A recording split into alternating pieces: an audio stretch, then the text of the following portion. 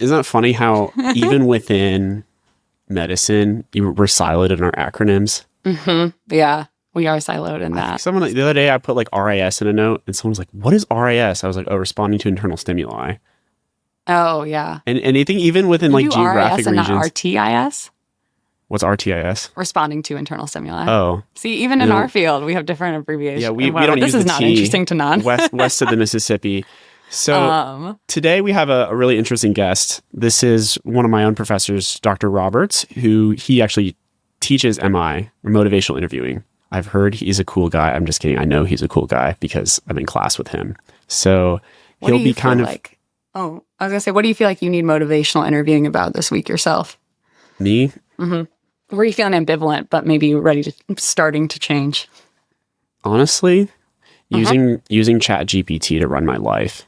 I think I'm ready to make. That? I do, because earlier I had to cite some articles, and I just punched in the hyperlinks, and I was like, "Can you cite these in alphabetical order in MLA format?" And it was like, "Sure," and it did it in 20 seconds. And I was like, "Oh my gosh!" I will consider that use. My entire life will be better if I use ChatGPT, but a part of me is worried that my brain's going to rot, and I'm just going to no longer use the part of my brain that I want. But also, I'd be saving so much time on this like clerical work that sucks. Data entry. Where I worry is where it gets in the way of humanity. Like, did you ever see that I think it was a New Yorker or a New York Times article that was like, if we could make a pill that would mimic the effects of exercise, so you didn't have to exercise, should we? And I was talking about people, like, I think the writer like loved running and other people like these other things, but like, I think of like going to the grocery store, like when we couldn't go. Sure, it's annoying, but also there's like fun parts of like picking out your food and the sensory experience of like seeing which apple you want. And so that's where I worry with, I feel like where AI and ChatGPT start to get in the way of that, like with writing or creativity is where I'm like, help. Definitely. Or like the process of brainstorming. Whereas I think, I don't know if there's magic in me looking up MLA formats and trying to paste hyperlinks. So I'm okay with that. But yeah, maybe I'll find the balance somewhere. Yeah. And so without further ado, we can get into this. What? I'm trying to be... You're in a rush, Margaret. I know I'm in a rush, but like we still have to do the like, what's going on with you? Or we can just use this as, honestly, this is more... I think this is a pretty good check-in. Well, you want to hear about my life? I'll tell you about my life. Well, you're supposed to ask me a question back and Lilac are fighting. You know how I asked every you a question, day. And then you asked me a question I'm eating alone back. in my room because Lilac tries to eat everything off my plate. Maybe if you were a better cat father I'll ask you a personal question. Hey, Margaret, what's going on in your Preston. life? What do you need motivational interviewing for? I need motivational interviewing to get through this intro. And next on the podcast. You enjoy talking with me about these things. Huh? To admit it to the audience. Admit that I like talking to you about topics. Yeah. You're right, Preston. Margaret was excited to come on the podcast. To come on the podcast? There wasn't any motivational. Yeah, when I first asked her months ago. I'm Preston's employee. I'm just here to get a check. There's no checks. What do I be motivated for? It's getting kind of dark and cold out here in Boston, which I actually don't mind. But what I do mind is waking up and like trying to work out in the morning, and it doesn't get light out until right now. It doesn't get light out till like 7:15 because there hasn't been daylight savings yet. And it's kind of brutal going to sleep when it's dark and then getting up and it just being still pitch black out right now. Yeah. You missed that. Well, I guess you have the light part in Texas, but the weather's not. It's like where seasonal affective disorder was invented. New England. It's probably the Northeast. Yeah, so I need some motivation to stay engaged with the world of light. It sounds like a fantasy novel. Honestly, it feels like if there was an experiment where someone was like, "Hey, I wonder if taking the sun away from human beings will make them depressed." Like, do you think that would work? And they're like, "Yeah, the experiment's Boston." It's just Boston. But I like the seasons here. I actually don't mind it. I just mind it right now when it's like, why is it so dark? Yeah. In the morning, especially. Because at night, I can be like, even when it's the 4 p.m. dark time, it's not the best. But I'm like, okay, it's the afternoon, night. I can make dinner. I can light my candles. But when I wake up in the morning and it's like, start my day, and it just feels like night, it's so demotivating. How am I ever going to get the gains I need to get for this podcast to match Preston? It's just not going to happen. So I need motivational interviewing to use ChatGPT. You need MI to get out into the light of the world. Right. And we have an expert guest who is here to help us. He's going to cure us. Yeah. So but he's actually going to help us learn. Don't tell him that he needs to cure us. We just need to ease him into it. Yeah. we're getting free therapy with you guys on this right now. All right. So let's bring on Dr. Roberts.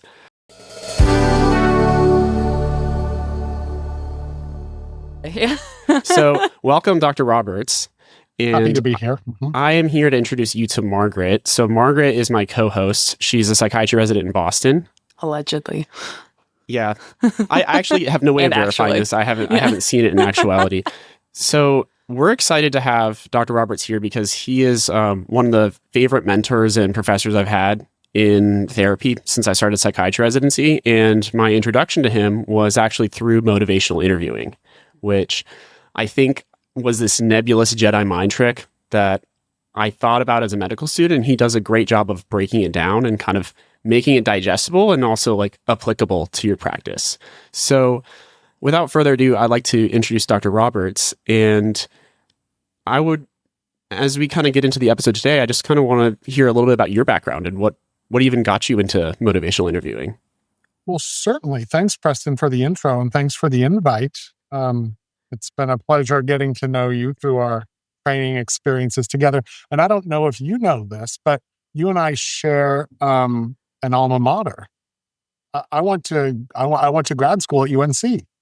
Oh, wow. Yeah. Yeah. How about that? Yeah. And I absentmindedly wore my regalia today. Right. So that reminded me of it.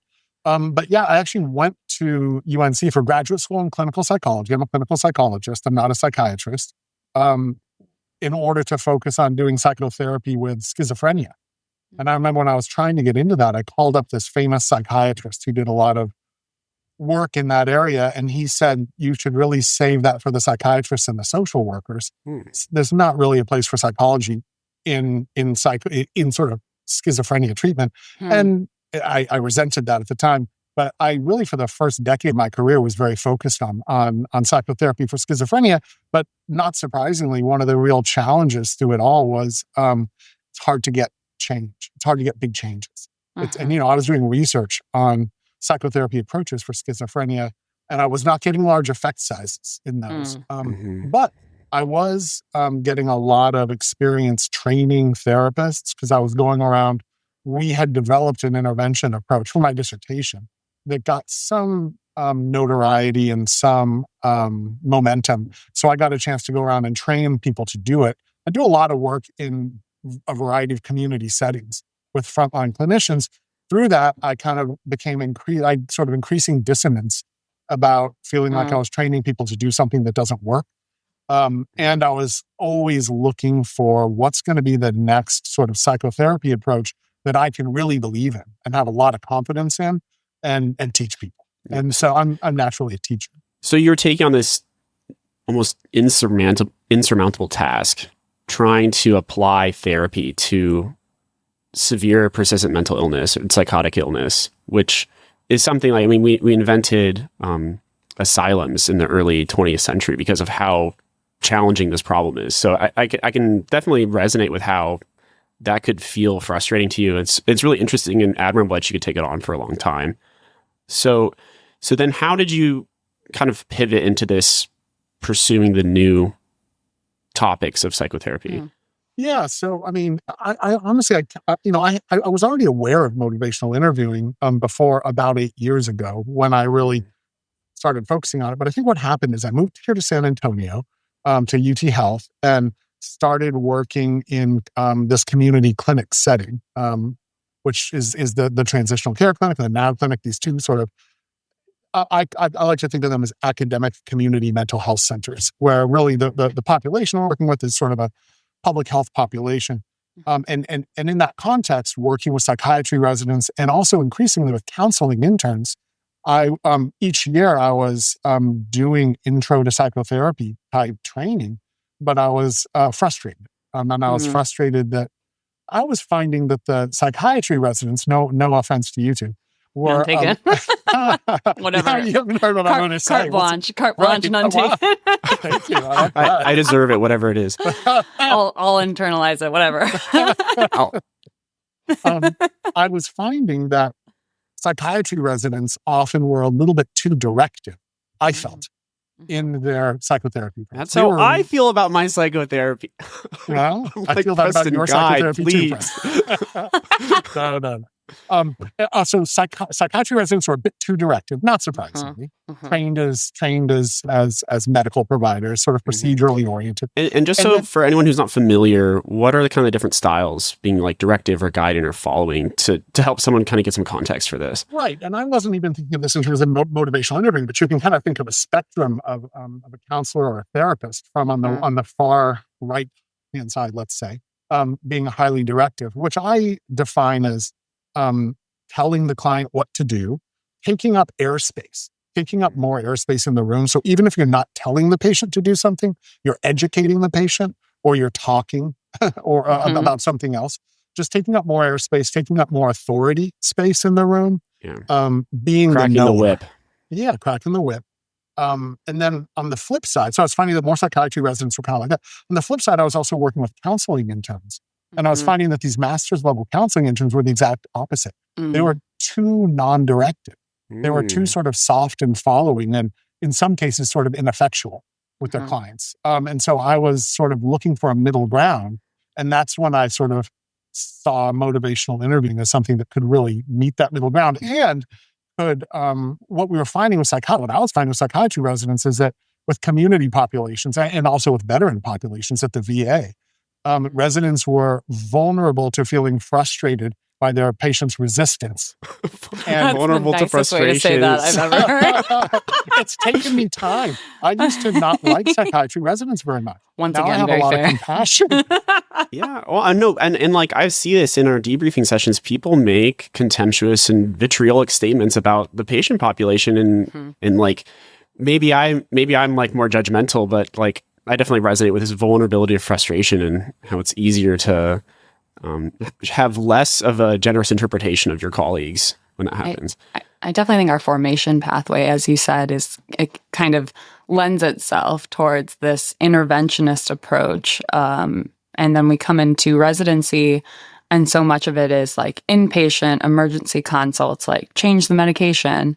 And so to get more familiar, like you're saying, with a different sort of orientation, I think is really important. I'm a fourth year and I'm our outpatient chief. And so I think that's one of the hard parts of third year is not being so directive or having less kind of rules of containment than you do when you're an inpatient. Yeah, condensing the human soul into a medical model so that you can assign an ICD-10 code to it. Yes. is challenging, but you have 15 minutes, so figure it out. Yeah. Right. And you have such a limited amount of time to learn all the psychotherapy that you're going to use. Yes. Correct. Yes. So what is motivational interviewing? Yeah. Ooh. So, good question. So motivational interviewing is not psychotherapy. Isn't that ironical that we're talking about it in this but what it is so half the people say it is a non-directive counseling approach. And I think the other half the people say it's a directive counseling approach. But what it is a counseling approach for sure. It was developed in the early 80s. The story I tell, and I think it's pretty close to the truth, is that it was in the context of research on substance use disorder, especially cognitive behavioral approaches.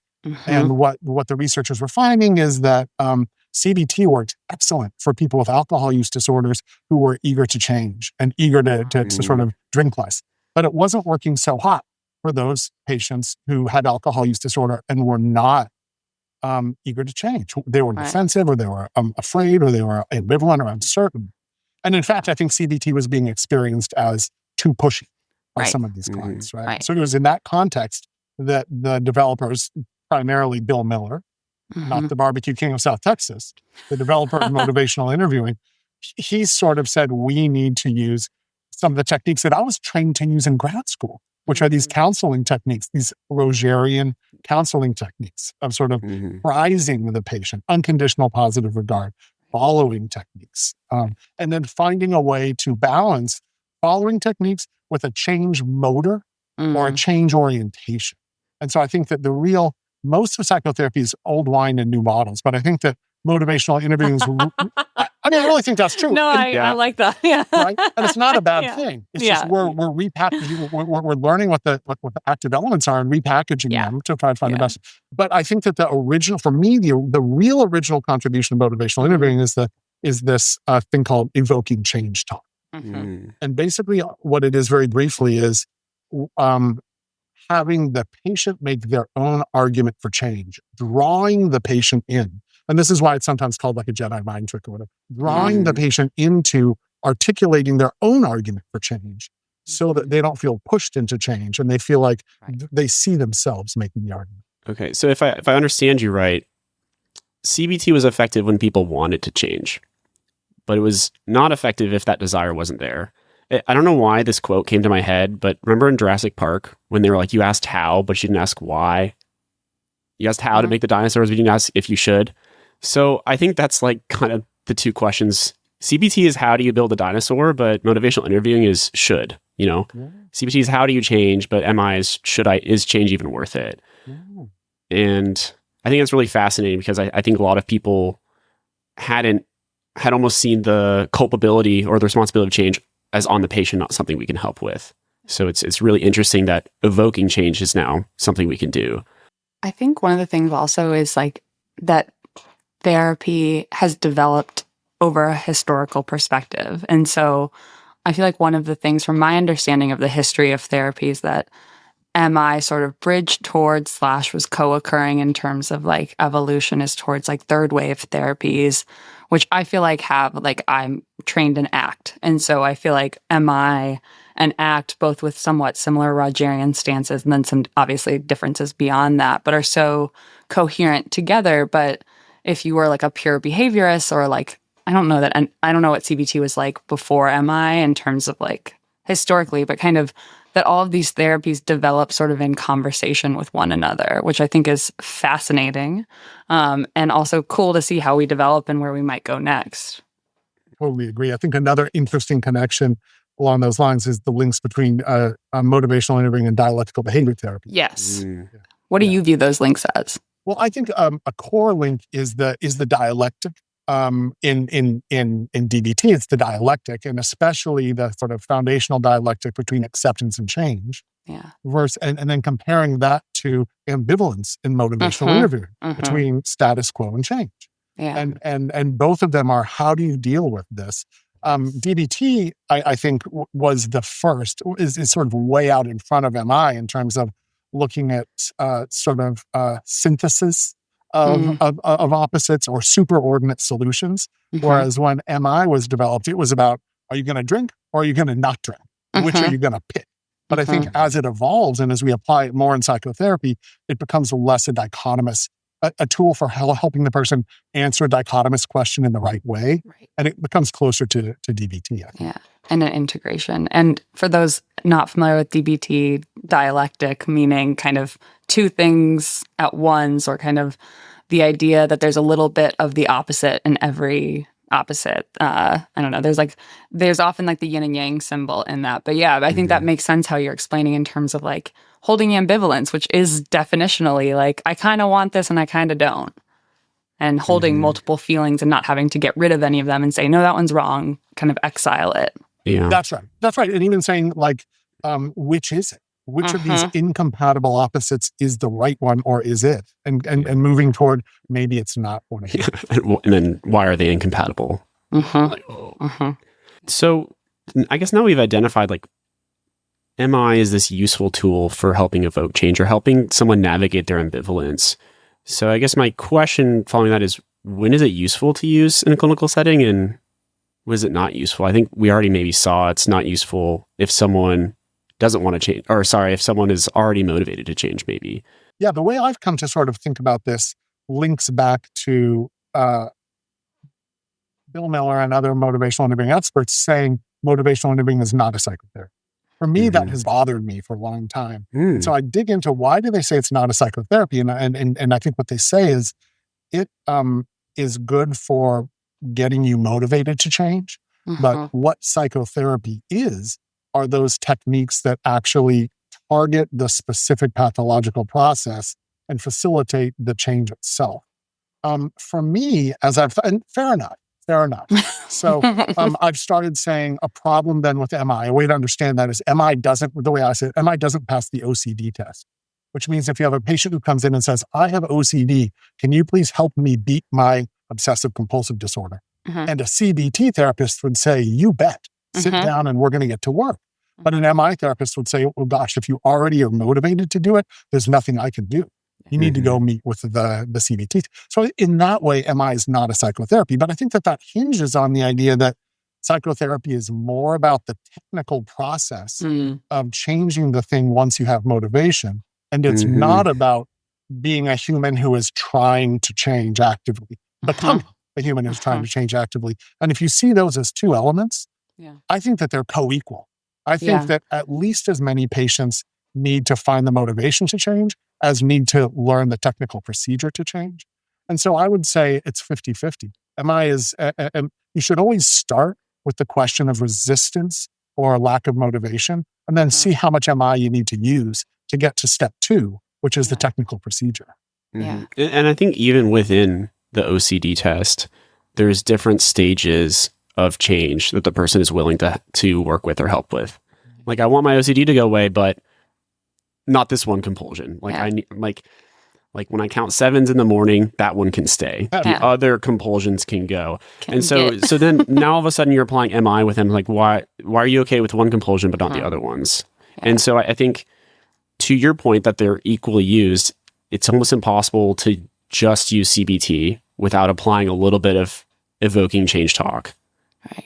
And they're two sides of a different hammer, or it's kind of saying, like, I guess what came into my head is saying, you're not a true construction worker if you only use a saw, and you're like, well, I also use a hammer.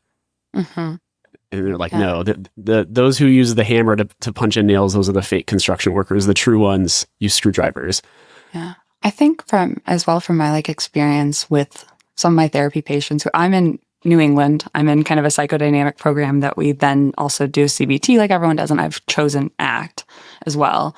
But even in the ones where I'm doing ACT or doing psychodynamic, the idea that motivation and the kind of directionality of the work is going to be totally linear and self-sustaining once you find the right answer is sort of this kind of fantasy. I think that when we're learning therapy, it's like, oh, if we can just find the exact right path, then we're going to go down it and it'll be smooth sailing and they're never going to need motivation. They're never going to have trouble showing up to sessions or doing the homework in between for exposure and response prevention. And I think the tool that MI gives, as well as at the start, is throughout asking it's hard for you to show up to these sessions. I've noticed you've not been able to make it. Maybe there's life things, but also maybe, does this not feel like it's something that's aligned with you and what you truly want, as an ongoing thing that might help or might be meaningful to endure the pain of therapy towards these values? And I think that's something that is really valuable about MI throughout the whole shebang, basically. I hear you as an ACT therapist coming through. Is it? Yeah. I take that as a compliment. Yeah. I didn't recognize that. I don't know anything about ACT. To come someday. Yeah. Well, I think going back to the question of values and what really matters to you. And I think in MI, we say, is this important? Is what we're talking about important? Is change important or is it not? Because if it's not, it's not.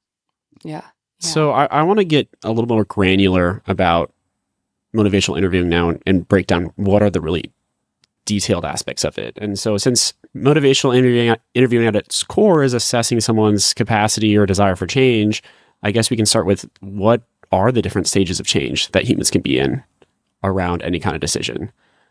I think that's a good question. Let me say a couple of things about that. One, I think that these stages of change model, declementing, is really closely linked with motivational interviewing, and they're highly compatible. And they're, but surprisingly, they're not actually the same thing. They were developed at the same time historically, and they get along really well together. And they've always been taught to me in the same context. Yeah, it's almost a pity that they're not the same thing, because they're so compatible with each other. But so pre-contemplation, contemplation, preparation. That's the version we're taught in med school. Yeah. Yeah, I think I had that MI talk probably 6 or 7 times in med school. Yep. So pre-contemplation is the idea hasn't even popped into your head that you want to change yet. Yeah. And I think I I almost found that one to be a little silly. I was like, isn't everyone in like pre-contemplation phase of like everything? Like I'm pre-contemplative for becoming a domestic terrorist right now. Technically, right? Because the idea hasn't even popped into my head that I could do it. So I wonder if delineating, because one of the things I learned actually like 2 months ago from one of my addiction mentors is thinking about the like co-use of that, the wheel or the kind of pre-contemplate stages of change, but also the like engaging, evoking, planning stages of MI, or I didn't even know that was like a frame. And so using those together, I guess if you would want to talk about that and how you think that we should think about it as psychiatrists or just healthcare workers in general, because that was confusing to me a little bit of like, is there a difference here, or are those the stages of change in terms of how I've been presented it prior? Preston, do you want to add anything before I reflect on this? Yeah. So what you're saying, Margaret, is that when you have the pre-contemplative stage that matches a certain tenet of motivational interviewing, and then the contemplative stage, so thinking about change, matches another tenet. I think so. I actually don't know how they overlay on each other. So, but yeah, I think that's where my question is like if it's not if it's not the wheel of kind of change that I feel like all of us are taught in med school, that it's like, oh, maybe we should teach our med students this 101 lecture. How does someone who's truly in the MI world think about the stages, or how that kind of like stages of change or readiness works? Yeah. So stages of change is a description of a process taking place inside of the patient, kind of over long periods, swaths of time in their life, right? Over years in their life. So they go through cycles of recovery and relapse over 2, 3, 4 years, and then, again. Whereas the 4 processes of motivational interviewing, engaging, focusing, evoking, and planning, those refer to what the therapist is doing within the treatment, within the patient, before the patient. Gotcha. And they're described as processes instead of steps because they're not seen as always linear. There's, of course, and then just like with the stages of change, you have to cycle back. You engage the client, which is the same thing as engaging in any sort of model, I think. Focusing being the second one. And what I like to say about focusing is this is where where you can use motivational interviewing for greater efficiency. One of the biggest complaints about MI or apprehensions, I think, among people who are about to be taught it for the first time, including psychiatry residents, Guilty. is I don't have time. I have 15 minutes to bang out 27 required elements. I don't have time for a sprawling 10-minute chit-chat conversation, get to know you. I don't have time for that. So what I like to say is MI isn't like that. MI does not ask that of you. It doesn't require that. And in fact, MI can make your 15 minutes more efficient rather than less efficient. And one way we do that is by focusing. I found that to be true. You have found that to be true? Yeah. So I know I compliment him too much, but I'll come back to our sessions and be like, I landed a good reflection and it like sped up the conversation. And so to clarify my understanding, focusing is basically taking a surplus of knowledge and information and highlighting what is important, what is worth discussing with the patient. Yeah. Okay. Yeah, I think that's a really nice way to say it. And then after focusing, what is it? You said evoking? Yeah. Which equals evoking change talk. Yeah. And I think that is MI's greatest original contribution. Yeah. So what are things that you would hear if you were a fly on the wall and breaking HIPAA during a therapy session with one of us? What kind of words coming out of the therapist's mouth would you be like, that sounds like trying to evoke change talk? Because I know that there's a ton of these. Yeah. I think a really nice way to think of it is in terms of what I call the 4 natural categories of intrinsic motivation. Desire, ability, reasons, and need. DARN is the acronym. I know that residents like acronyms. So desire, ability, reason, and need. And so you can, desire refers to feelings. So you, to start, you really only want to ask evoking change talk questions if the patient is in a change-oriented mindset, not if they're in a resistant mindset. So the first step is to get them to the change-oriented mindset.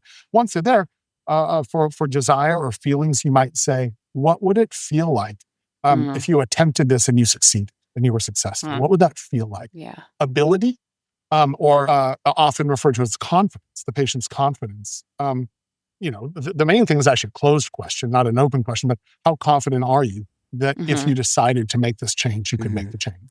So an example that would be, I'm the patient, I say, I wish I could just stop drinking, but I don't know if I'm strong enough. Right. And there are different techniques. I might say. So now I've demonstrated my desire, but I've questioned my ability. And if we asked you, how confident are you from 0 to 10 that you could reduce this week? Like if we had made a plan for a reduction from a harms reduction standpoint. So I'm a 4. I would say, what makes you, why'd you say 4 instead of 3, do you think? Yeah. I don't know. I guess because I was able to not drink at a party last weekend. And I was able to show history of that. Let's break that down. Validate that. So you started out with what makes you not a 4, and then you switched to why are you a 4? No, I switched to, no. I said, what made you a 4 instead of a 3? And so that evokes change talk, in that it makes you take the position of like, well, I mean, a 3 would mean this, and I actually feel like I have these strengths above it or whatever. I could also ask you, the next question I would ask you would probably be, what do you think, maybe not when I first meet you and after you've had success, say, what would it take, do you think, or what kind of support would be helpful to go from a 4 to a 5 in terms of feeling confident? So I guess when I'm like kind of layering the different sides when people are giving their scale of 1 to 10, it's like, why are you not a 3 or why are you not a 1? And then what would have to occur for you to increase or for you to elevate your stage of change? And I think, Dr. Roberts, you have a great kind of tidbit as to why you use why going away and what would have to occur going forward, or using like change versus sustain talk. Am I way off base here, or is this something? Well, I'm tickled pink because you use the exact phrasing that I like to use. What would have to occur for that 4 to become a 5, or what could occur? And for me, the reason I like to phrase it that way, I think the typical thing that we do in counseling is we say something like, how can we get you to a 6? Type of thing. And what that does is that creates a sense of, I'm about to give you a homework assignment. Yeah. Right? I'm about to try to make you do something. I'll make you jump. Right. And we're assuming, because we're doing motivational interviewing, that there's going to be an issue with motivation with this person. We got to watch it. So if we say what could occur, it externalizes the locus of control, takes the pressure off of the individual. It's a passive suggestion, what would occur. It's more versus of why are you try harder. is an active, almost interrogation. So if someone asks me like, why are you drinking so much? I feel like my response as a patient, and I think this is called like therapeutic reactance, which is almost like the desire to kind of just like resist unsolicited advice, or if someone asks me why, it comes across as accusatory. And so my desire is to resist that and go back the other way because I have no choice. It's out of my control. But when that accusatory, like active language is being used on why are you not drinking more, then when you're resisting it, now you're going in the other direction, more towards change talk rather than sustain talk. And I love that about MI. I love that there's a way in which you can play it like a game, often very strategically. And I don't know how much we're going to choose to get into this, but I really think MI lends itself to being simplified into heuristic strategies that are easy to remember and can be applied widely. And that's really valuable for residents and other people who are trying to learn a million things. Yeah, it's like playing playing checkers, I think is a better way. One move at a time, you're not thinking 6 moves ahead. And there's a lot of very specific phrasing and stem phrases that you can memorize or have on a piece of paper and trot out in the middle of session. Yeah, so let's get into some of those phrases. And I know I'd love to hear kind of your description of this, but because motivational interviewing is identifying ambivalence and change, I think in a lot of ways, we're just holding a mirror up to someone's ambivalence and helping them navigate that. And we're literally reflecting that on the patient. So I guess I'm curious, what are reflections, or how do you define reflections, and what are some of the different types of them? Yeah. So I think of reflections as being the master technique or the foundational technique for working with people where there's resistance or sustained talk or stuckness. And what a reflection is just what a mirror does. So reflection can be either the definition, reflection meaning thinking about, like I was reflecting on my youth, or reflection meaning reflecting back like a mirror does to us. And so what we mean in therapy with reflections is mirroring back, saying back. And I think what MI has done for us is taken reflections which Rogers brought in, and really Carl Rogers in the 50s was emphasizing it, but bringing in the idea of a complex reflection. So you have the simple reflection, which is when you're stating back something that a patient has said to you that without adding anything, trying to capture it and track. I went to the grocery store last week. Last week you went and bought some stuff at the store. So I'm paraphrasing back, not adding, right? Wow. Whereas, thanks. I feel heard. You feel heard. Nice. But if I kept doing that too much, you'd get annoyed, right? And people ask that. But what about the patient who says, yeah, I just said that. Why do you keep repeating back to me what I said? So you can't get stuck with the simple reflections. You got to get into what we call the complex reflections or the deep reflections. And Margaret, this is where I think MI really overlaps with psychodynamic therapy. Yes. Right? I was thinking of the spectrum of like in psychodynamic, it's like supportive to kind of deep interpretation and where is the patient at? And when you're saying like complex reflection, it's like maybe you're taking a couple steps towards, you went to the grocery store and that was really important for you because you have been avoiding it because you felt so overwhelmed lately. You're trying to take control of your life more because maybe I didn't handle bills before. So you're trying to like reclaim your organization.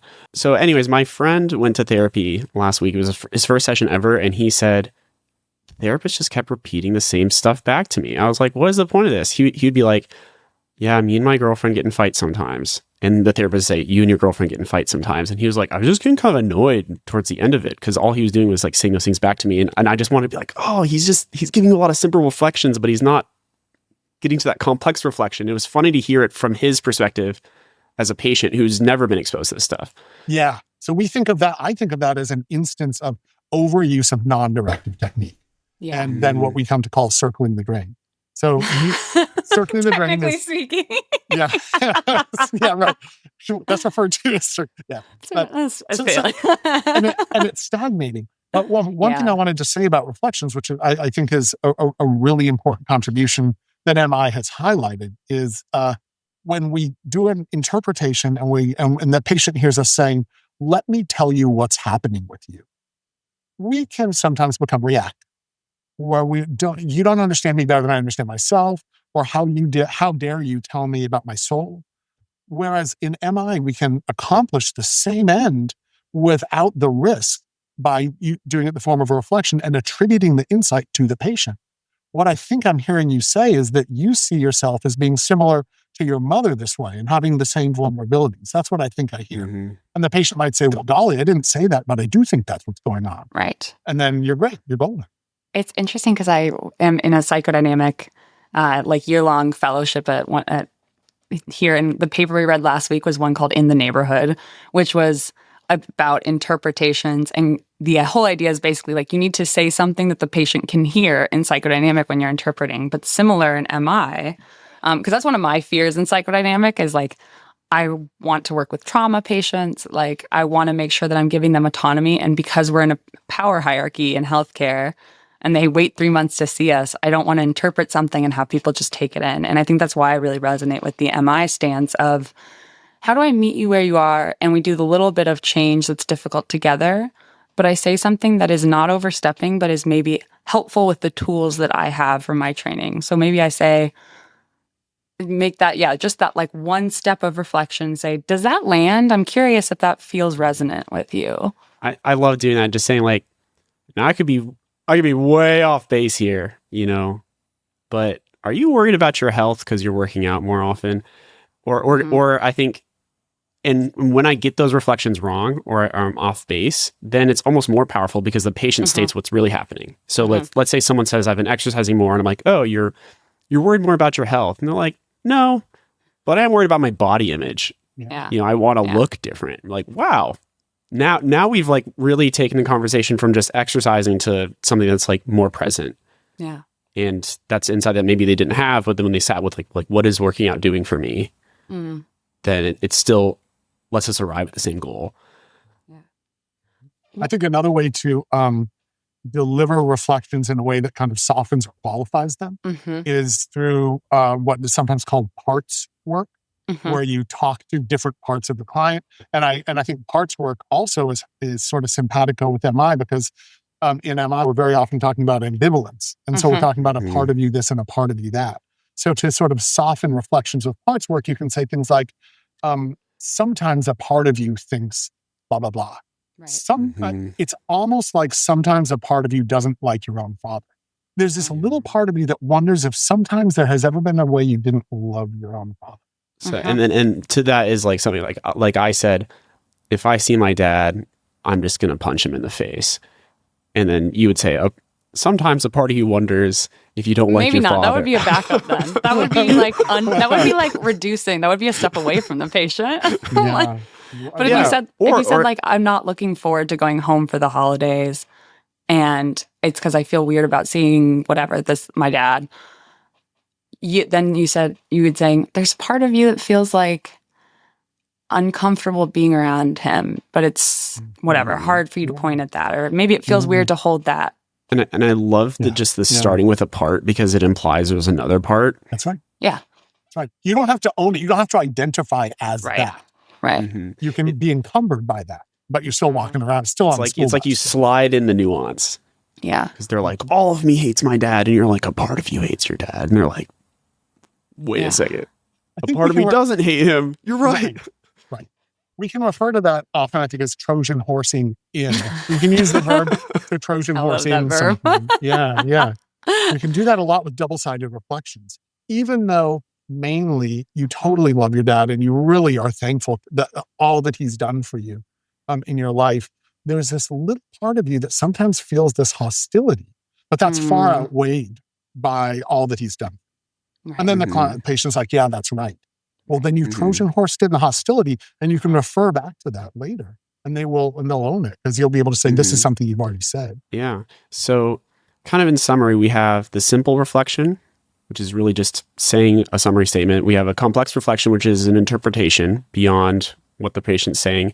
We have double-sided reflections, which weigh the ambivalence, or is this parts work? And then I think there's one more that I'm thinking at least called a magnified reflection. And an amplified reflection. And then I want us to, after we talk about the amplified reflection, we're going to try out some of these techniques. Following Dr. Roberts with one of our guests here, we have a patient. Just kidding, it's Aron. He's our producer who's going to be doing this with us. Okay, so what is an amplified reflection? Well, let me just start by saying the amplified reflection is no longer in the newest edition of motivational interviewing book. I use it all the time. I know, I do too. I think it's fascinating that it's not in there. And why is it not, or what's the reasoning? I have a thought. Preston, do you have a thought about why it might not be in there? It can be seen as pretty snarky, I would say. I think that's right. I think that the amplified reflection is the one technique in MI that potentially violates the spirit of motivational interviewing, which is really the Rogerian spirit. And so with the example I always give for the amplified reflection is that it's a technique for rolling with resistance or for responding to resistance. And when a client is being extremely resistant, or it feels to you like overly or exaggeratedly resistant, it's a form of siding with and even exaggerating that with the intention that the client will then disagree with it, or the patient will disagree. For example, patient says, I don't like going to that. I'm not going to go back to that doctor. I don't like the way she talks to me, and it gets in the way of the online gaming I like to do. And then the therapist says that online gaming is very important to you, more important than your health. Yeah, I can see how that can not always land the best. Yeah. Or then you say, I don't want to listen to my mom. I just want to play video games. And you're like, your life would just be one big blank without online gaming. Yeah. You know, it can almost feel like an insult. And I think if you have this like neutral curiosity, it can land well, and it can help someone reflect on the absurdity of their statement or their reasoning. But it's a tightrope walk, I would say. I feel like one way that I like to use is sometimes working with patients who are suicidal. And there'll be some patients that are like struggle with suicidality or suicidal thoughts. They're like for chronically a long time. And that is a heavy thing to carry. And also sometimes there's this sense of I always feel this 100% of the time, always, never. And like, why are we even doing this therapy? I've always felt this way. I'm always going to feel it. and I don't want to be alive. I kind of, whatever. And I'll ask them, like, do you think that's 100%? Because you're here in my office and you got dressed today, you did this, this, and this, and you just talked to me about your cat that you really love and how you saw it, So I know there's a lot of pain here. But do you think it's 100% of you doesn't resonate with being alive? Or is there is there 1 or 0.01% that does? And I think that's coherent with MI, maybe not under directly the exaggeration. It sounds like parts work. Well, I don't know that it's parts work as much as it's like the 100% is an exaggeration. Like being like, and it's less flippant, I guess, than a reflection. It's like 100% of you doesn't want this, or 100% of you doesn't care about your health as much as you're pointing out the inconsistencies in. I'm inviting them into the question of, because also sometimes I've had people be like, yeah, it is 100%. And that doesn't work as a way in for us to connect. And so I say, fair enough. And then we move on to something else. Yeah. And that's rolling with resistance. I think what I would do as an amplified with that situation would be more like there is not a single instant in any day when you feel anything other than abject misery. Kind of along those lines. Yeah. Okay, so let's go to a break right now. And then when we come back, we'll bring on Aron and we'll kind of do some practice with some of these techniques and see how they turn out. So Frankenstein's monster. Yeah. Just kidding. And then right? I think we can do a round robin and let Aron practice on us too. Yeah, I think that's only fair. Okay.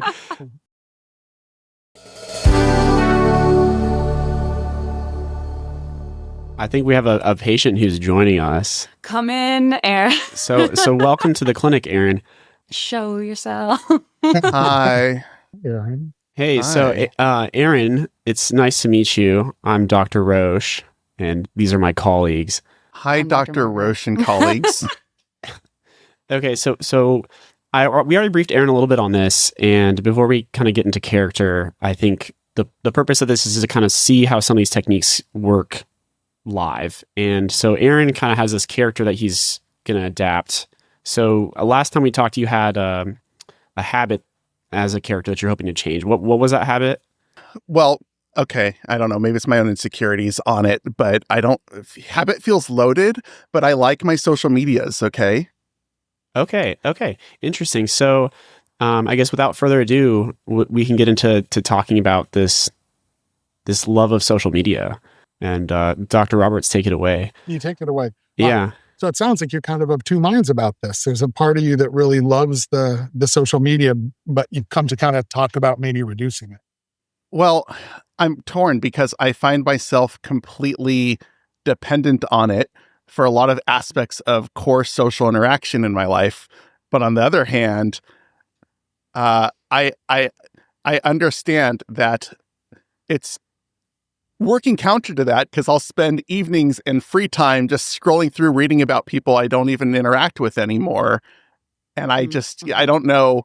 I haven't yet found a good solution for it. And everyone on the internet doesn't seem to have good solutions for it other than apps that make it block it for you and stuff. But I wind up creating loopholes in the apps. So it's just all this endless cycle of it. And I know this is like not just me. This is a generational thing. But yeah, it's a thing. Yeah, I think you're right. You're not alone in this. Like there's a lot of us, and myself included, who are struggling with social media and trying to figure out the balance. It sounds like you're certain that you want to make some sort of a shift to continue to get the benefits of it that are necessary for social engagement. And yet there's some real downsides. It sounds like wasting time is one of them. Well, I have ADHD, so it's like I'm so prone to need that stimulation. So it's just kind of hard to know what to do with it, though. I don't know if we can help at all, but I've learned that. I heard once you shouldn't learn guitar without a teacher because you can't learn guitar from someone who doesn't know how to play guitar. So I'm trying to apply that here as well. Oh, wait. Say more about that. About the guitar quote? Like how that applies. I clearly am trying to rely on myself to overcome a problem that I have no background in understanding how to overcome. And you've put in a lot of work on your own kind of trying to overcome that. I've spent so much time even downloading apps to help regulate my usage of apps. Mm-hmm. I don't know. I know it's insecurities. I feel kind of stupid, like, or not stupid. I feel kind of like helpless to it. And so it's like, I don't know where to go from here other than like completely remove my profiles and accounts. But it feels like I'm losing, I don't know. I feel like I'm losing like a part of me because like I have decades of stuff on Facebook, photos and memories of things, you know? A part of you wonders if it's even possible. I know it's possible. I just wonder if it's possible to do it without feeling that like vestigial limb all the time of like, you know, feeling like it should be there and I'm missing something, but it, you know. It sounds like you're also saying, like with the guitar, maybe what will make it more possible is if you get help from people who have some expertise or something. Yeah.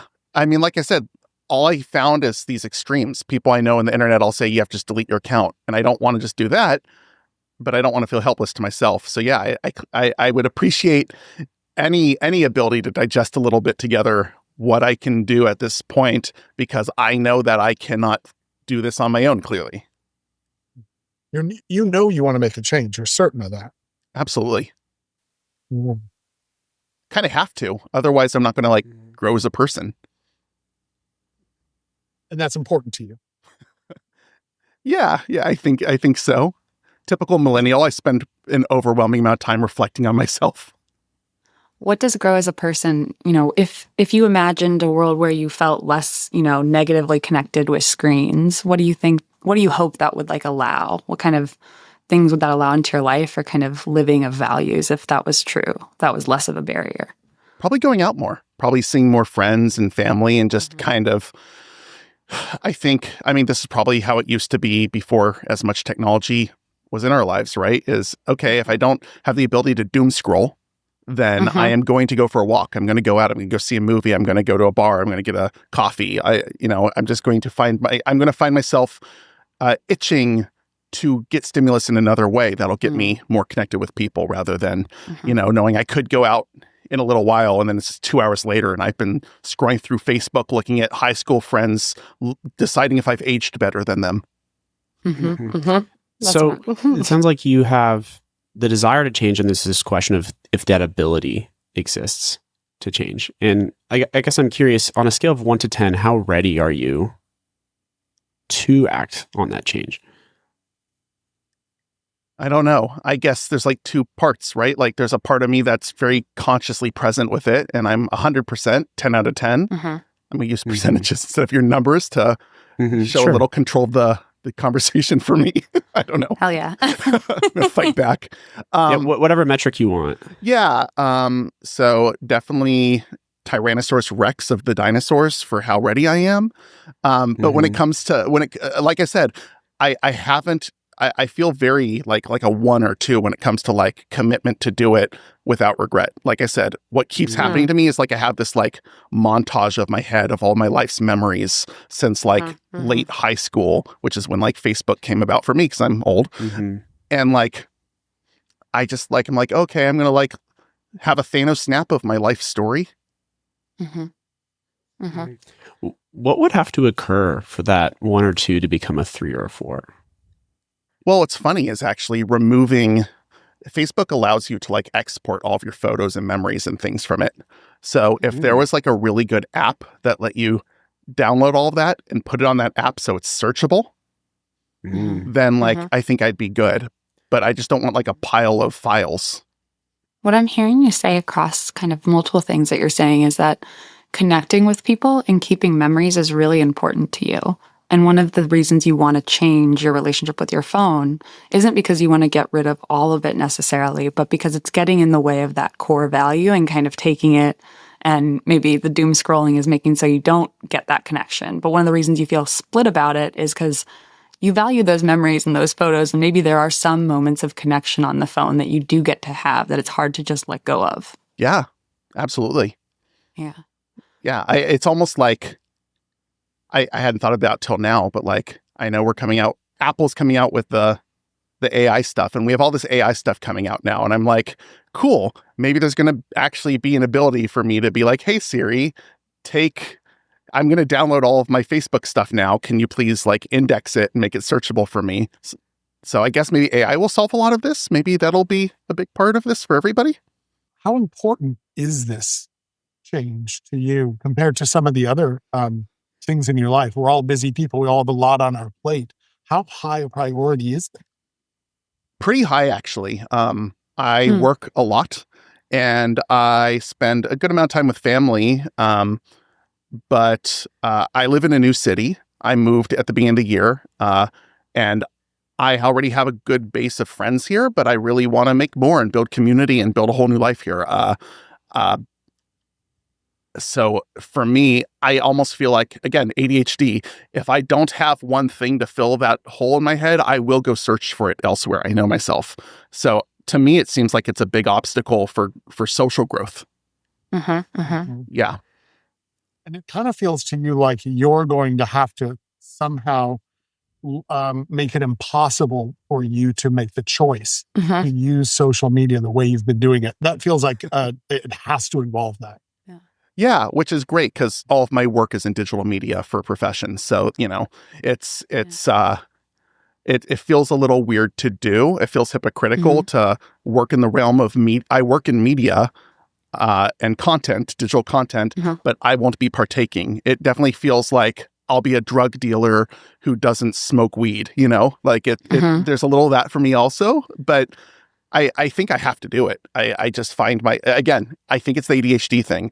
I just find myself losing hours doing it. And then I don't go do the activity. I don't go to the writing group I found at the coffee shop nearby. I don't find myself going to, board game night at the local board game place and making new friends. I find myself doing that and scrolling instead. I wonder what if, on one hand, I hear you saying you really want this change has to happen and it has to be this way, but then also that maybe you've tried this kind of cold turkey method before and it's been really hard. And I also hear you kind of saying there's a split between yourself, like in yourself of like, do I actually want to get rid of all of this, right? And I wonder if we went outside of these more extreme options and more thought of what small experiments we could do to change the way of relating to this and have a little bit more space so that it doesn't take up as much. I wonder if that's not MI. Is it not? I'm just kidding. Sorry, keep going. Well, I don't know what Margaret, you meant, but I'm just laughing with you guys. Yeah. What? Is that not MI? I feel like that's MI. Well, there was ACT in there, but I'm not saying it's not MI. Yeah. Well, we're coming. I'm in the we're evoking and planning. Yeah, we're doing that. Yeah, sorry. Stage I'll 4. give it. Yeah, you're right. Guys, you're being so reductive about me as a person. This feels weird. But yeah, what would I wonder, like, what it would feel like to think about sort of creative in between solutions to change how much it's taking up, or things for us to try if we were in our fake clinic.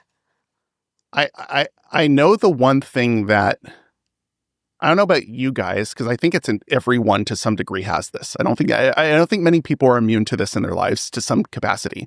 I know having the apps on my main home screen is just a conditioned thing at this point, that I check my work emails, I check texts, I check, a couple of the main things.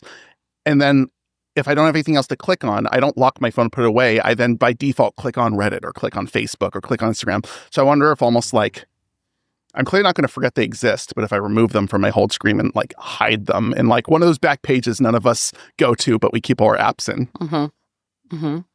Yeah. Maybe it's that conditioned clicking. What would your life look like if you didn't have them on your home screen or weren't compelled to view them on your home screen? I think I'd be like, it keeps coming, and maybe I'm wrong, but it keeps coming back to me that I would be more encouraged to go do the recreational and social hobbies that I love. I am a sculptor and I have had evenings after work where I'm like, okay, I'm going to sculpt for the next hour and a half. And I then blink because time blindness and ADHD. So it's like, I'll blink and it's 11 at night. And it's like, well, time to eat a fig bar and go to bed because I missed everything I was going to go do tonight. So, it's like that, or I play guitar. I could have been practicing guitar and felt good at the end of the day. And then the next day not wake up feeling like I kind of burned my free time and I'm antsy and grumpy. So I just think for mental health, I'd just be a little more balanced. I'd feel a little healthier. I'd be more social. Those are high stakes. what you're looking at is kind of the ideal life that you may have. And what's standing in the way of that is this phone screen. And whoa, that's so much less guilty than the way I think of it. Because my narrative, by the way, when you said that, was the thing that's getting in the way of it is me. Like that's how I filled that in my head as you were saying it. Sorry to interrupt. How does seeing yourself as the obstacle contribute to your stuckness? It's a familiar guilt. You could probably tell I've done a lot of therapy and work for ADHD. I have a lot of like long-term guilt with knowing that I am my own obstacle in a lot of situations that wind up being things that I didn't even notice were problems in my life until later on. And then it's kind of depressing to be like, cool. It's like, yeah, it's mental illness, but like, that's not healthy to throw that in the way. So it's me. It's like, I could have been working on that better earlier. And of course, it's always nice when I read articles or see things where people talk about how like social media actually is a bit of like a crisis that has to be addressed. And it is an actual, like, it can be a disease. It can be these things. Like, that is validating. And I think it's not just me. A lot of people probably find that validating that, I don't know, like the AA of, higher power needs, it's like, I am helpless to it kind of thing. Rather than like, you are someone who struggle in the world of alcoholism. Someone had once put it as, rather than viewing you as the person who has a problem with alcohol, maybe it's that alcohol is a problematic substance. And maybe similarly with social media, it's not that you are just specially messed up and everyone else is cool with this and only you don't know how to use it. It's maybe more likely this is sort of a substance that does this to people, or it's and that's a much less guilty and kind of othering than, hey, you suck and that's why you can't do this. Like every time my plant dies, is it because I didn't take care of the plant, or could the plant just not keep up in a high-paced environment like my office? You're shaming your plant right now. Yeah. Your plant right now, its self-esteem is plummeting. The truth is, it's probably a combination of both. And I think it's hard to hold that nuance together. And that'll be our couples therapy episode, is Preston. Yeah, exactly. By the way, let me know, because I have a lot of like marital plant propagation things to work through also. So it does feel like a drug, though. It feels like just like any other drug that, for me, I could have just as easily found that dopamine delta fill in my brain with a drug, right? I mean, I guess I am on a drug. I'm on methylphenidate because I take Ritalin to focus on work. But I guess that difference to fill in could have been alcohol. It could have been harder drugs. It could have been extreme sports. I know a lot of people who, rock climb and do crazy things, and that helps them with their ADHD. So for me, I guess, Facebook. The other one's a bit more, but Facebook really gets me because I'll just be scrolling through and it's always novel, right? It's like always people that were a part of your life and now you're learning something new. And why would you want to not indulge that FOMO? Yeah. I wonder if we time here. Yeah, I think it's a great place to pause. Well, I mean, thinking about this change with your social media, I'm wondering if you think back on your life, what do you remember about other changes you've made that have maybe been similar?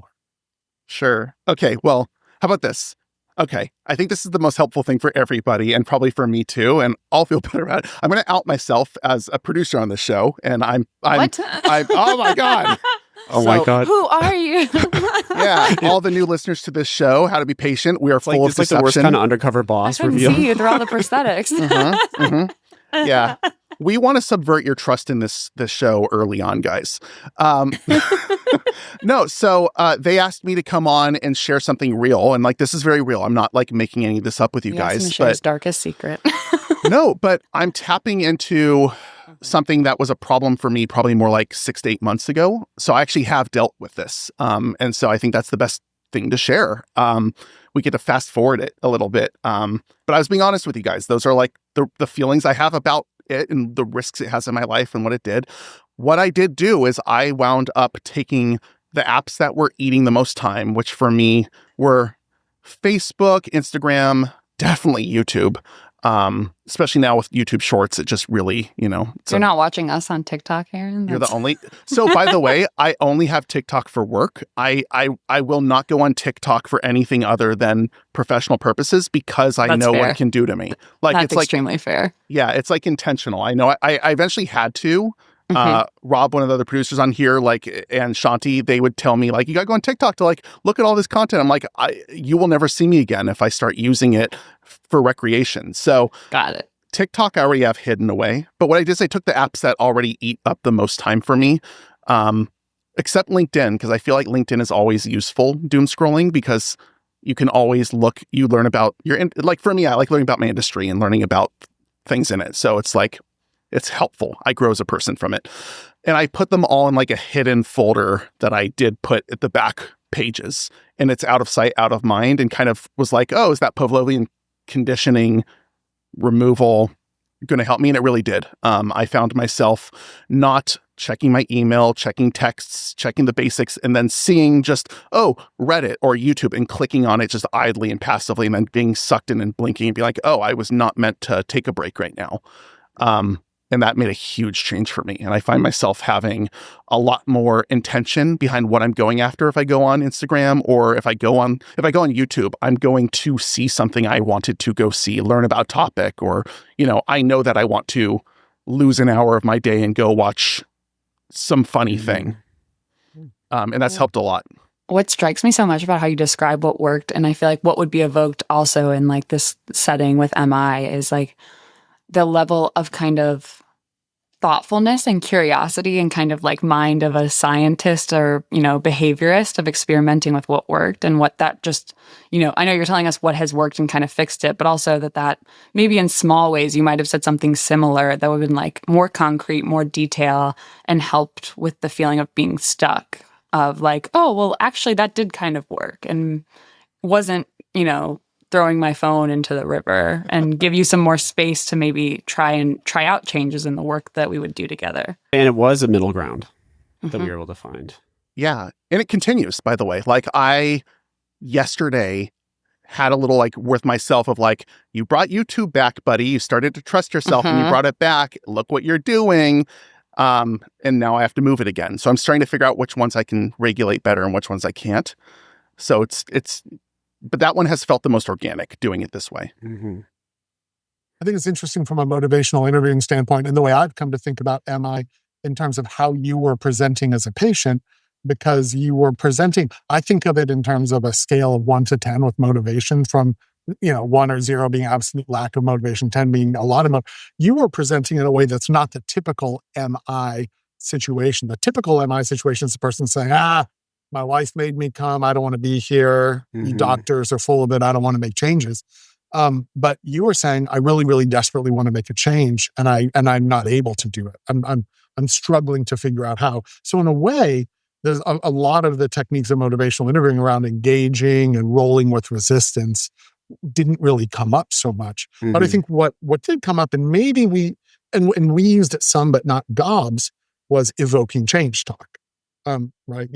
But even there, the issue, I think, wasn't I'm not motivated enough to get myself to try to change. It was more strategery, right? How am I going to go about it? What's going to work? And maybe there was a little bit of, maybe I won't even try because I'm not confident that it will work even if I do try, or I don't think I have the ability. Maybe, right? Preston brought it up, ability. I don't think I have the ability, so I'm not even going to try. Was that ever part of it for you? I don't have the ability, so I'm not trying. I'm so guilty. I'm seeing myself negative around this, so I avoid and don't try it. Or was it, I just don't know how to do it. I got to figure out how. And there's part of it that you were this is impossible, or I need to find someone who knows how to do this, and everyone has this problem. I think on a subconscious level, just like a lot of us, it just is always what am I going to do? Delete it? My friends who deleted it, they disappeared from the world when they delete. What am I going to, it was never really something I took too seriously. I was always just yeah, it's not good for me, but whatever. And again, like I said, when I moved, I just moved after 18 years living in Southern California to Oakland. And when I moved here and I have a new life now, that's what made me realize how much it was getting in my way versus when you have a established life, you don't notice how it's ingrained there. Yeah. I found myself almost wanting to lean more into like Socratic CBT questioning with how motivated he was to change already. So when you said, what am I going to delete it? My friends who deleted it were erased from the face of the earth. I think my gut was to go with like, well, what happens if you disappear from the face of the earth? What's so bad about that? Yeah, like what? And it's kind of what I saw is we're almost equating this idea of like not having this connectedness to death. And what does like death look like for you? And it seems that like that's a high stakes. Or I use it a lot for my clients. Like, this is tough, right? If we get rid of social media completely, we've essentially died. And now saying like, well, what is so bad about that? Why is this thing so scary to us? And I think that's more of a CBT approach. It was just fascinating to me to identify how ready you were to change and how I almost wanted to switch modalities. Yeah, I think I agree. I think hearing how ready you were to change and how important it felt to you, my mind was going more behavioral. Yeah. Towards sounds like you're ready to start doing some experiments and figuring out what's going to work. Yeah. Yeah. So briefly, I'll step into character for a second. I'll kind of be the more classic MI patient. And I guess the scenario I'll give you is I'm a college student. I'm 19 and I'm drinking every day. So I drink a beer before I go to class. I drink in the evenings. When I stop drinking, I get the jitters, and I'm failing. I'm failing out of my classes. So as a part of that, I've been mandated to go to therapy, and so I show up here now in therapy. And this is kind of the context, and that's what you're reading on the door note is like 19-year-old student, all these alcohol problems. I've gone to the ED, let's say twice for alcohol poisoning. I've been let go. I didn't have to have any inpatient stays. So hey. I think a really nice way to start off this conversation is how are you feeling about your drinking? Yeah. I didn't think this was about my drinking. I thought it was about my grades. I can see right from the beginning there's some confusion about what we're even going to do here, figuring out if this is going to be a useful conversation. Do you guys think my drinking is a problem? I thought it was because I was failing the semester that I was being sent here. I have some reports here. I have a report regarding hospitalization for intoxication, and that concerns me because I know that could have health consequences. But I really don't know the role it plays in your life. That's really what you understand. But I'd love to hear from you about it. Oh well, I mean, I'd like drinking as much as the next guy. You know, I feel good when I do it, and kind of takes the edge off and lets me kind of get through the day. But I don't think it's a problem. You see a lot of sides to it. It helps you in a lot of ways. Yeah, it does. I feel good when I drink, and like who doesn't want to like get through their day? Like everyone has their way of coping. Like I don't smoke cigarettes. I don't do these hard drugs. I just drink. Yeah, I'm seeing the grades, and I'm your referral here. I'm gathering some people have said to you they're concerned about this. Can you tell me about that? Yeah, well, I mean, my teachers have like pulled me aside and kind of said like, hey, like I saw the beer can in the side of your backpack. You kind of smell like alcohol. Like, get your stuff together. And so like I know like they've noticed it, but like I think I'm failing just because I'm not studying. I don't think it has much to do with the alcohol. Alcohol is not related to your school difficulties. Well, I mean, sometimes it's kind of hard to wake up in the morning because I've just drank a lot the night before, and then I'll like sleep through a class. So like that does make it hard. Yeah. So I guess it's related in that way, but outside of that, I guess not really. What's your major? Political science. So they always have the classes in the morning. I don't know why like the poli-sci department is like that, but it does like really suck because like I'll miss an 8 a.m. lecture, and then like I try to watch the recording, but they barely capture the audio. It's always like really spotty. It sort of gets in the way of your lifestyle, of the way you like to live your life. Maybe more staying up, not so much early morning living. Yeah, it does. I guess like if I could just wake up earlier in the morning, then I could like go to class on time, and I probably wouldn't be like having these problems. You're saying that there's a conflict between drinking and political science. Oh, I guess so. I mean, I didn't really see it that way. But what do you think? I'm not sure if I'm seeing it right. Is that what I'm hearing you say in terms of getting up in the morning? And yeah, I mean, I guess if I drink a lot, so if I drink like 6 beers at night and then I pass out and I don't wake up until 11 the next day, like that's going to make it hard to go to class. Like it's a pretty easy connection. So I guess pretty obviously, like the amount I drink is going to affect my grades. So like, you know, I'm not an idiot. Like I can see that connection's there. Yeah. What do you see looking forward? Let's assume you don't change. It sounds like you're not really looking to change. Well, I don't want to get kicked out of college. Like, I'd love to be able to keep drinking the way I am and be successful in school. I'm just not sure if I just don't know if I'm gonna like make it through the semester. You're not sure if you're going to make it through this semester because of my grades. Because of your grades. Okay. Yeah. And you're seeing ways in which the drinking, at least with political science, contributes to the grade there, but you're not so sure about the other courses. Yeah, it does. I mean, like for poli-sci, if I could just drink a little bit less, I think I could probably salvage some of those because a lot of it is really just getting FaceTime with the professor. Yeah. And then I think I do okay in the other ones in the afternoon. I don't have time to like get a shower and like, have some food and other things. How does drinking show up in other parts of your life? How does it affect relationships, other things that are important to you? Well, my girlfriend makes like some snide comments about it. So she'll kind of be like, another one? Like she'll roll her eyes when I go to the fridge. I almost feel like I have to hide myself. Like I go around the other side of the house when I go to the fridge to get another beer because I don't want her to see me.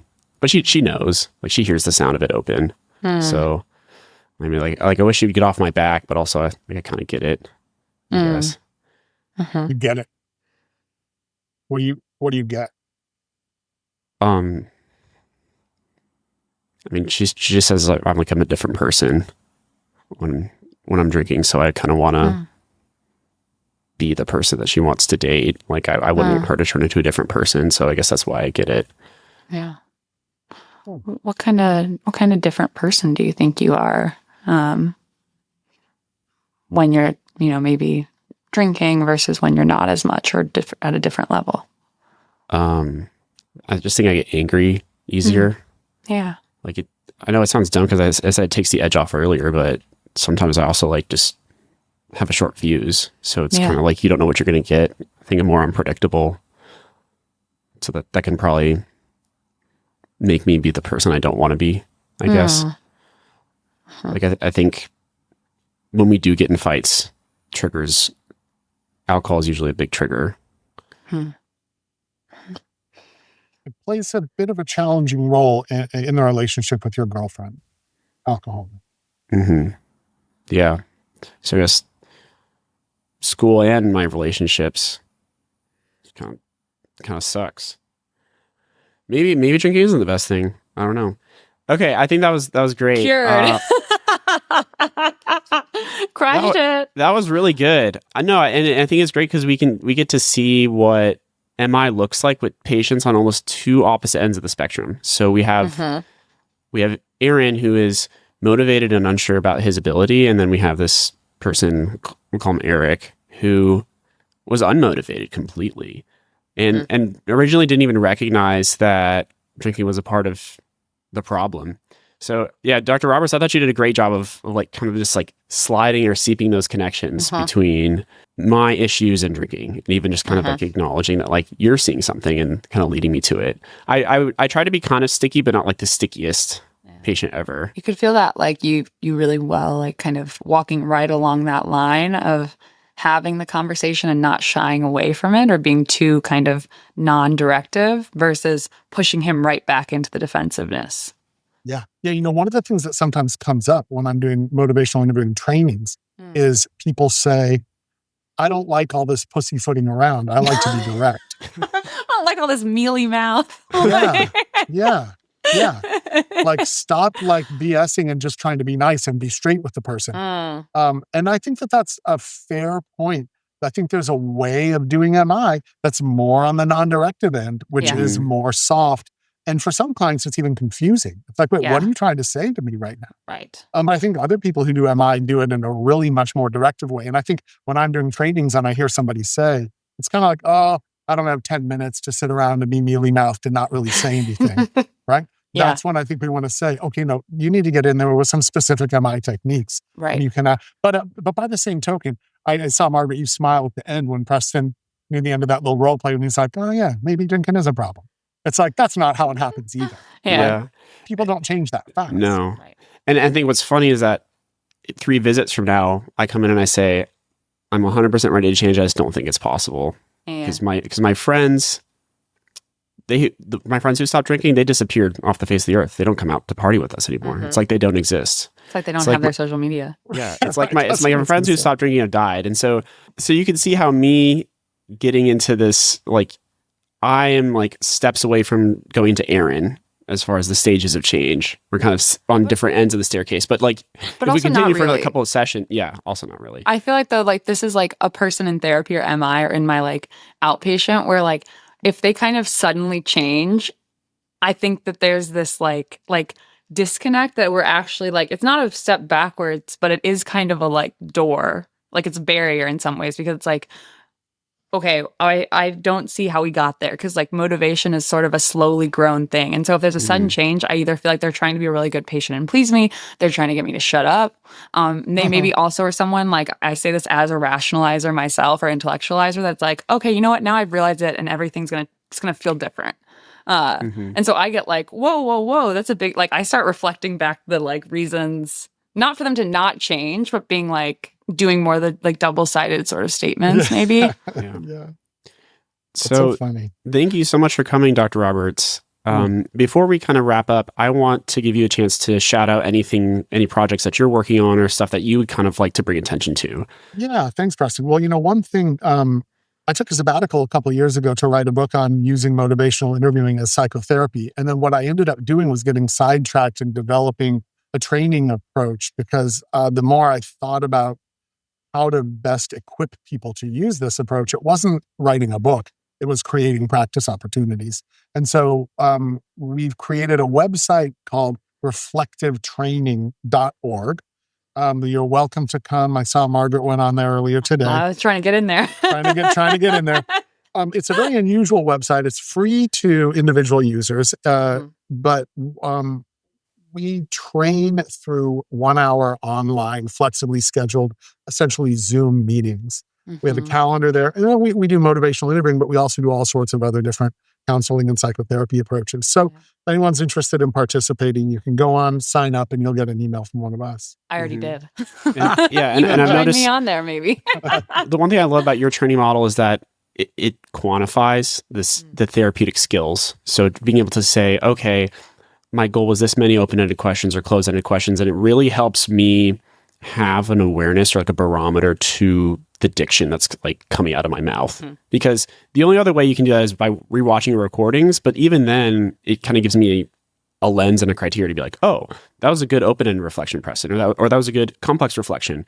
Too many simple reflections here, like maybe I can nuance that. So it almost feels like watching back like my soccer tapes or my sports footage with good critiques on how to get better. So I appreciate it a lot. It's like, thank you for that. I'll make a quick comment about that. Just that I really found myself drawn more and more towards bringing objectivity and empiricism into our psychotherapy training. I think it's a little too loosely conversational, most of the psychotherapy training and supervision we do, which is great. You got to talk it out and talk through it, but you also have to practice. Right. I like think of it as like you can read the IKEA furniture instructions, but that's a very different thing than actually putting the furniture together. And I feel like watching sessions, doing sessions, recording, and then like actually having critique, even in a group when it's not you doing the session, is like the equivalent of we read the instructions. Now let's try to put this clunky chair together. Yeah. Like made in Finland. And then one last little thing is the process of practicing. Historically, we usually quote practice on our patients. And I think it might be time to start making an ethical argument against that. I think we might need to start ethically saying we need to practice with each other. not with our patients. Yeah. Neurosurgeons do not practice on their patients. Right. Or we need to have simulations that are more thorough before we start diving in terms of like a misplaced interpretation or misdone therapy that isn't really thoughtful. I think especially in psych residency trainings, like you don't just go to med school and then know how to do therapies. And so it's kind of like being like, I think a misplaced interpretation or therapy approach can be like, the surgical equivalent would be like, I'm just going to throw this like scalpel in there and see what happens. And it's like, no, we should have if the patient gets an infection, it's their fault. Is this what you guys just did to me? Because this is feeling very weird. I'm a fourth year. I've taken a lot of therapy trainings, okay? Some say too many, but... Yeah, I think without proper feedback, like it breeds complacency. Because it's really easy, especially in psych, to do a bad job and think you're doing great when you just kind of don't have any objective way to measure. And especially in psych, you don't see the outcomes right in front of you like you do in other specialties. So I really appreciate having that objectivity as a way to guide improvement. And then Aron, we also didn't give you a chance. Do you have any projects that you want to shout out or or things you want to lend support to? Wow. Listen, let me just tell you guys that to all the listeners, everyone out there, just want you to know, watching it, whatever app, whatever streaming service, whatever you use to consume and enjoy How to Be Patient podcast, whether video or audio, that is the app to never take a break from. That is the app to never put aside. You're being a shill. You're being an absolute shill. I just love you guys. The thing I'm proud of you guys in this show, and you guys are awesome. Oh, well, thank you, Aron. We're proud of you, our patient. Yeah, you did a scary thing.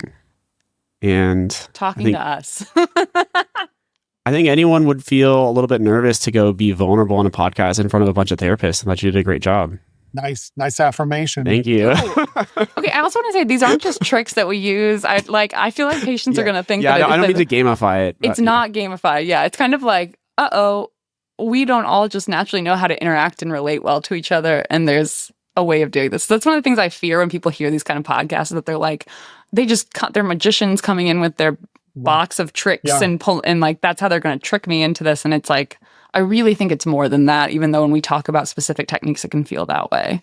So I think like identifying affirmation that's still coming from a genuine place is still just like having fun, putting a name to the very human interactions we have. And by the way, I was open to talk to you because I know you, by the way. Like, you've earned my trust. Like, I've seen how you process, David, sorry to interrupt. I've seen how you handle talking about emotionally open things with me by working together. And that's what allowed me to come in and feel like I can share with you guys because I feel safe talking to you.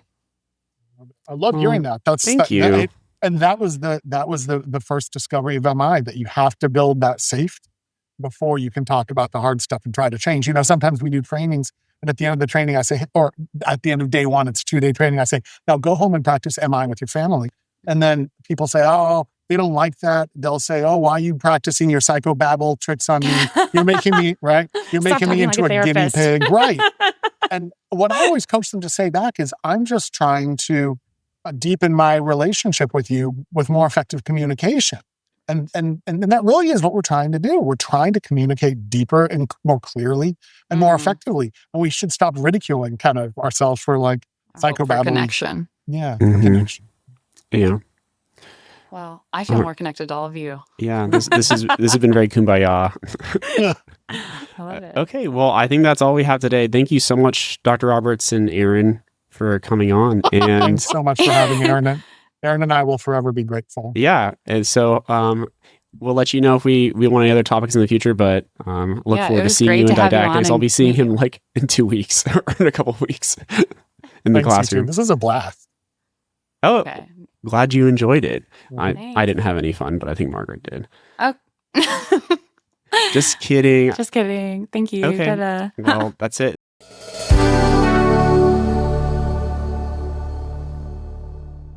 Thank you so much for listening. We had a ton of fun talking about motivational interviewing today. Thanks again to Aron and Dr. Roberts. Yeah, thank you. And how'd you guys enjoy the show? I know it's a kind of a new thing for us to do these like pseudo-patient interviews to get a chance to see how we're talking about these things live. If you liked it, please let us know. If you didn't like it, also let us know. We may or may not listen. If you want to reach out, you can find us on our socials at Human Content Pods, or you can contact the team directly over at howtobepatientpod.com. Special thanks to all listeners who are leaving the kind feedback and awesome reviews, and special no thanks to all the listeners that left unkind feedback. Except for that one that was kind of useful. But I appreciate the construction. And we should have it constructive regardless. Critique. It is constructive. It's good for us to build our inner strength. If you want to watch us on YouTube, you can find me on my channel at It's Presro. Thanks again for listening. We're your hosts, Preston Roche and Margaret Duncan. We have a new executive producer, Margaret Duncan, in addition to me, Preston Roche, Will Flannery, Kristen Flannery, Aron Korney, Rob Goldman, and Shanti Brooke. Our editor and engineer is Tracy Barnett. Our music is by Omer Benzvi. Please check out our show notes to see the references and sources we use to the discussions in the episode. I don't think we mentioned too many articles, but if we did, it's going to be there. So check that out. To listen to our program disclaimer and ethics policy, submission verification, licensing terms, and our HIPAA release terms, go to our website, howtobepatientpod.com, or reach out to us at howtobepatient@human-content.com with any questions or concerns. How to Be Patient is a human content production.